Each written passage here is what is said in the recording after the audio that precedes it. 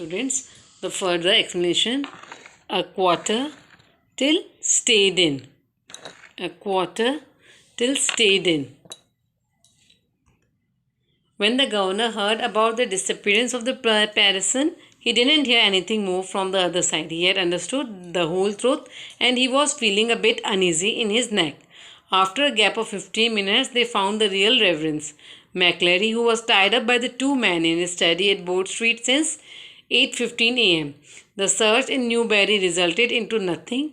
It was clear that the man who was taken to the prison door by Stephen was not Evans, who had pretended to be McClary, but Evans was the one who stayed inside the cell and pretended to be McClary, who was in a pool of blood. Now, the fish till fellow. So now the story is moved up to Evans. After having delicious fish and chips and a small walk near Chipping Norton, he decided to go back to his hotel room to sleep early. He was wearing a new hat that had smartly hidden his short hair, which seemed as remains of hair. He kept wearing it on his head even when he reached the reception of Golden Lion Hotel. He then recalled his previous night when Jackson took away his Caesar and he had to cut his hair with a razor blade. There was quite a bad luck, but then he thought about his good luck when Jackson asked him to remove his hat and how he managed to stop him from doing so. He then concluded the old Jackson was not that bad. Now, one of the worst things till the next page, busy day.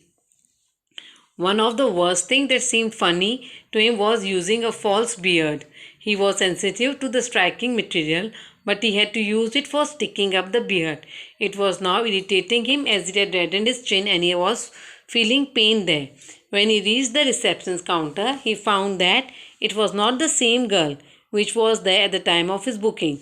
But he thought that this change was good. He then told her that he is not concerned about morning breakfast, ordered a newspaper named Daily Express, and asked to wake up at 6:45 a.m.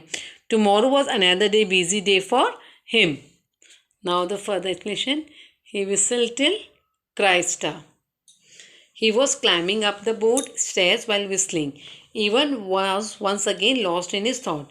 He liked being dressed up like a minister, the dog collar and the other things. He thought it to be a good idea that McClary was wearing two collars, two fronts, but the top collar was slipping off again and again. But there was a moment of great fear when McClary tried to stop.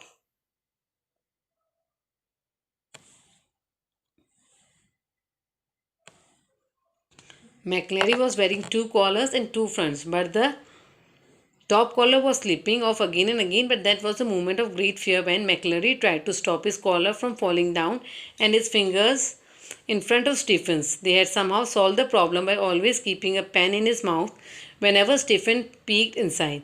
There was a little annoying moment while he was trying to wear black front and stud at the back collar. There was a difficult for him, otherwise things went well. He got everything in the car which they had promised him. Soap, water and a map, the ordnance survey map of Oxford Shrine. He thought that he had got some good and clever friends. Now he unlocked till sweat. Evans unlocked his room and when he turned back after shutting the door, he was suckled. He was surprised to see everyone in his room.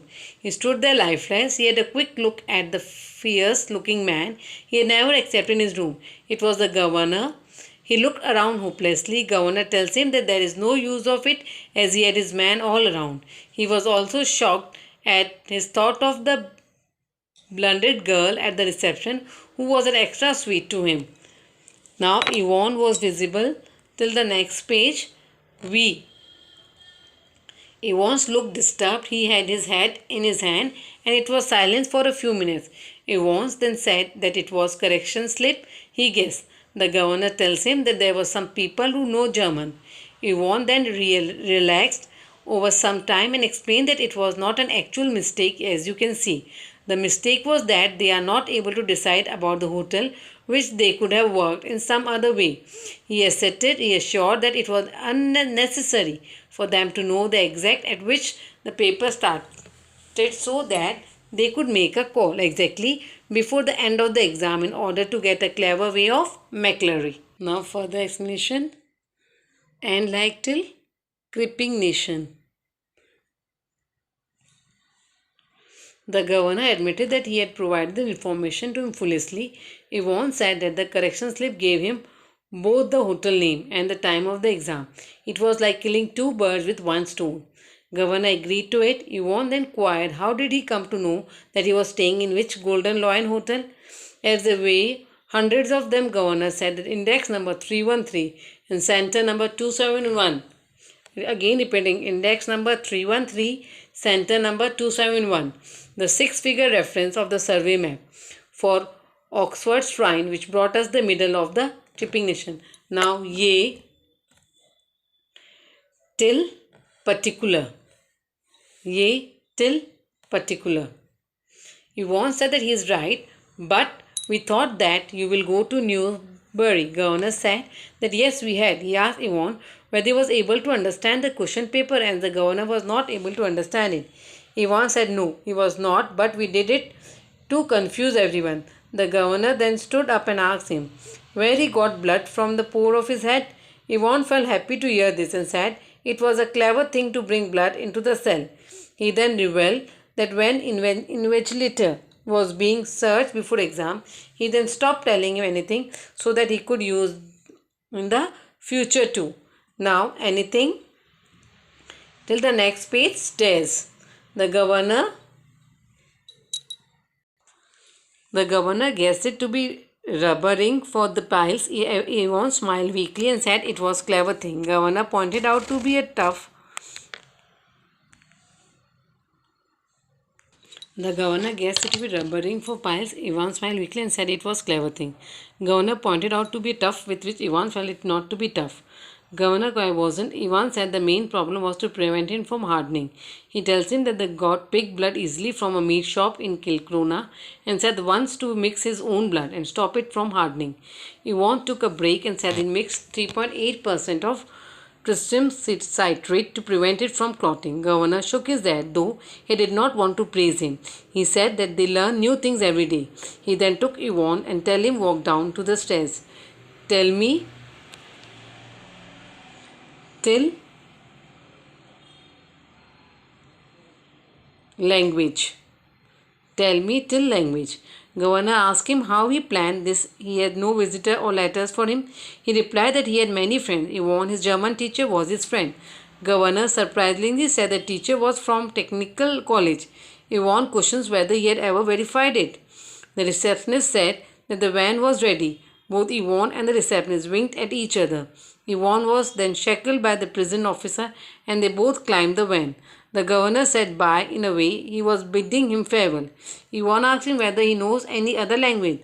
The governor asked him reason behind this. Now Yvonne settled himself till suggested Yvonne. The last one. Yvonne said till the suggested the last one. Yvonne sat back on his seat comfortably and happily replied that he asked so because he came to know there will be O-level Italian classes coming up next September. The governor assured him that he will not be with them by September. Yvonne thought for a while and then said yes, maybe. Soon the van turned right from the Shipping Norton onto the Oxford Road.